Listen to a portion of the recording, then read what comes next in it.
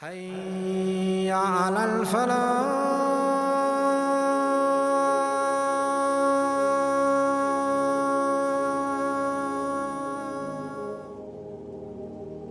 The countdown began, and everyone around me was so excited.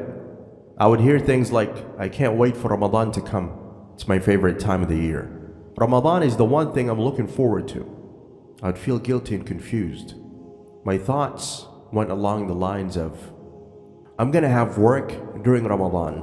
I'm gonna have exams. I'm gonna be fasting for hours. What am I gonna do? How will I wake up for suhoor and then wake up for work? My sleeping pattern is gonna be so messed up. These are the thoughts that would run through my head when people had Ramadan plans of how much Quran they were going to read and how to utilize every minute they had in worship. I had Ramadan plans on how to pass the hours by making lists of TV series to watch and napping whenever I had free time. Or the young brothers exclaiming, "Ramadan, bro, it's gonna be hard this year. We're gonna sleep through the day, akhi, and eat all through the night." The Muslim community is not the paragon of dietary health as it is. But during Ramadan, things often go from bad to worse.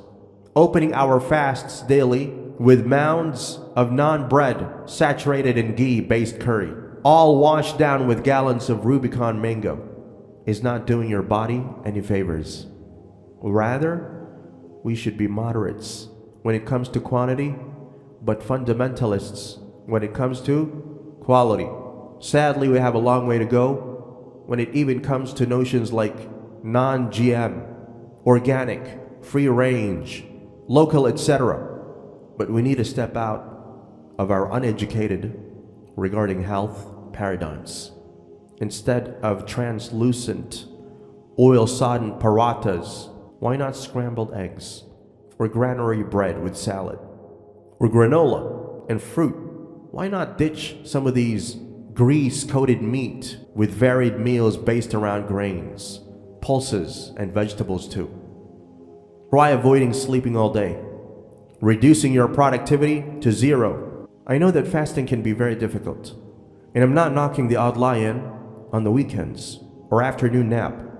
But when people sleep all day, socialize all night, and actually have a much easier life than usual, something is definitely amiss. Then there are some people you won't see in Ramadan at all. They go underground. Again, sure, we should be praying more, reading the Quran more, improving our knowledge more, but we should also be engaging with society more. We should noticeably improve our behavior. Many spokespeople in the Islamic community will correctly remind us that Ramadan is an opportunity to improve our conduct and behavior. They're right, but the feeling of hunger also presents the opportunity to behave worse, and conversely, the opportunity to overcome such urges. It is very easy to snap or feel unhelpful. Perhaps part of the wisdom of Ramadan is that we can practice overcoming these urges. I say this because I have behaved like this in the past, particularly allowing non-fasting family members to do jobs which I could do, which I mentally justified because they might feel more energetic.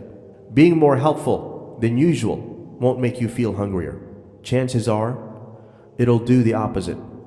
I know firsthand that the busier you are, the less hungry you feel.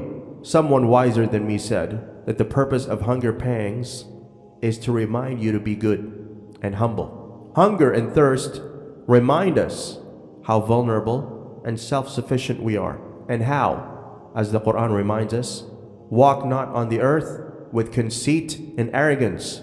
Verily, you can neither rend nor penetrate the earth, nor can you attain a stature like the mountains in height. Then what happens when the month is over? Do we resume any negative vices we once had? One would hope not. Though I'll not labor over explaining the obvious, that our behavior, if we even improved it, invariably lapses, at best to some extent. At the same time, I take great issue with the hyper-judgmental attitude that arises from both ultra-liberal and ultra-conservative Muslims who by some twisted logic decide it is somehow worse to behave well in Ramadan only then to do so ever at all. Am I missing something? Or is it not surely better to behave like an imbecile for 11 months as opposed to the full 12? Ramadan often sees Muslims attain greater levels of religious practice. Increase of religious practice doesn't and shouldn't mean being judgmental. Sadly, however, this behavior has become so common that many puritanical web and social media pages actually have preemptive phrases to equip their followers, should they correctly be asked to refrain from judging others. Why do Muslims quote the Gospel of Matthew? Judge not lest thou be judged. I'm not judging you. God is. Why are those who say don't judge me the furthest away from God? I judge you according to the standards of Allah.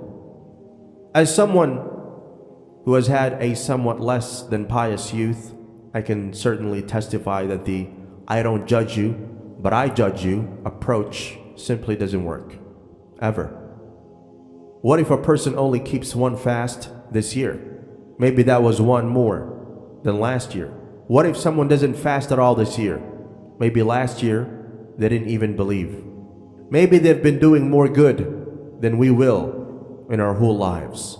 At no point in the Quranic discourse can I recall people being rewarded for correctly diagnosing people as not being close enough to God. But there are vast numbers of traditions where attributing lack of belief or commitment to another person comes with serious consequences to the accuser. Hence, at best, judging people does you no good at all. Few, if any, Muslims have been brought nearer to Islam because of judgmental behavior, but many have been alienated from the community or the religion itself. So what about people who we really don't judge, but want to help practice more, and we genuinely have the person's interest at heart and nothing else? Stop making it public for a start. An idiotic apologist told a Muslim girl who didn't wear hijab that none of her prayers had ever counted. Somehow I'm skeptical as to whether that made her faith shoot through the roof. Judging them is not going to help. Ramadan is meant to be a time of spiritual fulfillment. Let our oft neglected intellects and consciences help guide us. Are we trying to get closer to God with the full extent of our consciousness? Or are we trying to tick boxes because we've been primed to do so? Are we becoming better and more God-conscious people, or just physically hungry people who project such a burden into our external behavior?